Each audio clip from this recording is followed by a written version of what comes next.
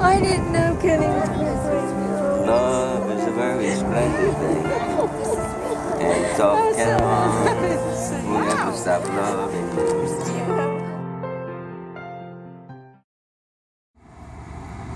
And then we got to her house. And we had some other guys too. We had 3 other guys. We had you first. Yeah. And you're Kenneth Keene, I'm Kenneth Keene. And then our other 2 sons, Brian and Sean. Mm-hmm. Yeah. He knows.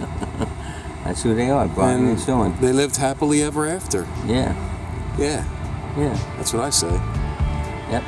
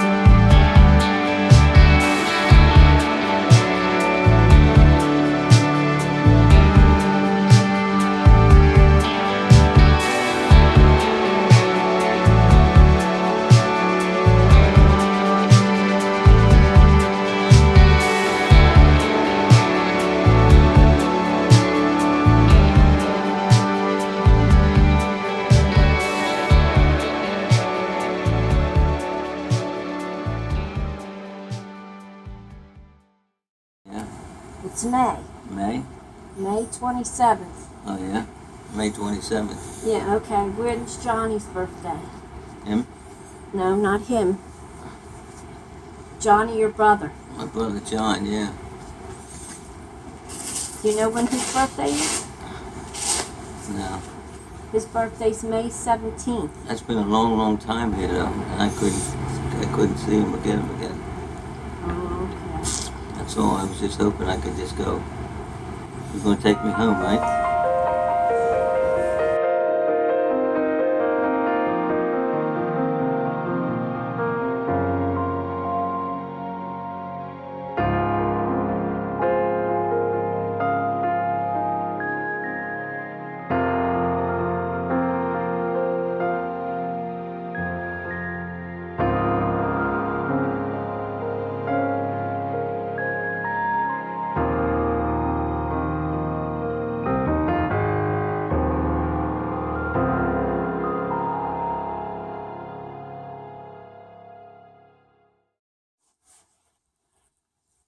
You're going to take me home. That's a question that even still today it's hard to hear that question, because we're already living, my mother and I and my family, we're living with some guilt, some regret, some sadness mixed with certainty and understanding the fact that my father belongs in the senior center, and not just for him and his well-being and safety, but for his family as well. For us to sustain any type of relationship with my father, this had to be done. And that's just one reason. It was the hardest thing we ever had to do, was to admit my father into a senior center, which was the last thought on our minds. We never thought it would come to that. Maybe it would, but not for years. But the thing about that is, you don't realize just how strong you are or how capable you are until that moment comes where you find yourself spiraling out of control and you're in harm's way. You're at risk, and you could potentially become a victim in all of this. You could become, you could perish because of this illness.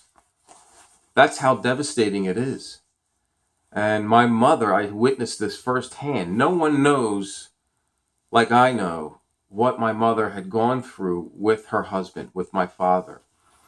It was rough. It was devastating. You want to talk about going into a depression? That's what it'll do to you as a caregiver. And my mother was the primary caregiver in this situation. And it was overwhelming.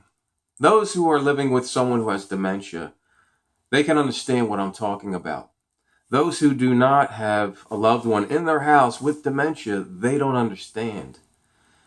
So it's easy for them or anyone to assume, well, you could do that. You don't seem that bad. You don't realize what's going on behind closed doors. It's crazy. It is crazy. If you really want to learn and understand, please do the research. Look into it. There's a lot of literature online that'll show you exactly what people are going through and how people have literally perished because of their loved one having dementia. It's devastating. This is no easy task. And not everyone is the same. Not every loved one with dementia is the same. So, my mother, who has herniated discs, who's older, who's already been through so many different adversities in her own life with dealing with death, she has had a hefty dose of death on her side of the family, which has already beaten her down. And now that she's much older, this is a whole nother beast to contend with. To do it for as long as she has, my hat goes off to her, because I know for me, I'm a younger guy. I'm in shape. I feel like I have very good patience, and it was beating me up as well to be with my father and him be the way that he was. He was just so overwhelming. But we would love nothing more than to have my father back at home, and my mother still wrestles with that thought. It's tugging on her heart every single day. From the moment she wakes up to the moment she goes to bed, it's in her mind, it's in her heart. She wants her husband back. The memories, everything in her life reminds her of her husband. She can't get the thought out of her head, but she knows, and I have to remind her once in a while that, Mom, listen, you have gone through so much while Dad was in the house. You know how it was. So if it goes back to that, you could become sick yourself, and it's not worth it. This is a beautiful thing they have going on, although it's painful at times. It's not easy, and it's not how we planned it. It is the best alternative that we have available to us, and we're able to sustain a relationship with my father, with her husband, and we have to look at it that way. We have to be optimistic, and I feel like we're fortunate, we're blessed that we have this resource that enables us to carry on with living life the best we can without being overwhelmed and maintain some kind of healthy way of living, both mentally, physically, emotionally. But it's not easy. And every time my father asks that question, it tugs on our hearts. So I can empathize with my mother. My heart goes out to her, and I look up to her for being as strong as she's been, and all that she's been through, and still going through these challenges. She was with my father even before he was diagnosed at the age of 64. He was sick. He was sick at the age of 60. Even in his late 50s, he was struggling, and he needed my mother for certain things. So it was a good 10 years of this dementia, I would say, that my mother was just like, she was contending with it. And over time, it wears you down, wears you down, wears you down. So there was a point in time I thought to myself, what is my mother doing? How could she do that? How could she put my father in the senior center? But then that thought quickly left. That's just a natural human reaction to something like that. But I knew better that, wait a minute, I can't be selfish. I can't be thinking that just because my mother's doing this, that she has no right to do that. Because I felt it myself. And I was on board with the idea only because I was worried about my father's safety, like my mother, and his well-being, and our well-being, and our health as well. So you don't know what the future holds until you live it. And we lived it, and now looking back on it, we made the right decision. But this is just a message. This is just information for anyone who's watching this and you're contemplating this whole thing.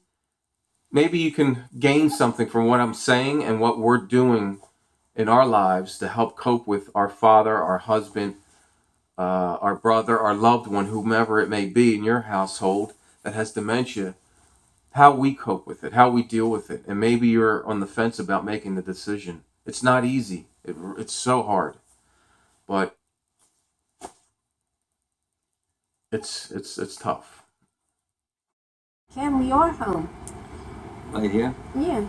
No. Our place. Our place? Yeah. In heaven? That's where we go. I know where it is. I can see it. You can see it? Yeah. Can you explain it how you go? Well, I don't know how I would go right down. I know we would go down there and go. And I don't know if we would go down there and go left or go right. What do you do when you go there? You go left? You go right. You go right? I was wondering if you had to do that or go that way or that way. I didn't know if it was going to be right or left. I was just wondering. I didn't see you do that though, but I was just wondering if that's where it would go that way. We would go down there that way and go home. And then what? And then stay there. You stay there? Yeah. Did I say this before? I'm going to kiss my beautiful wife. I'm not going to kiss you. I'm just joking when I say that sometimes.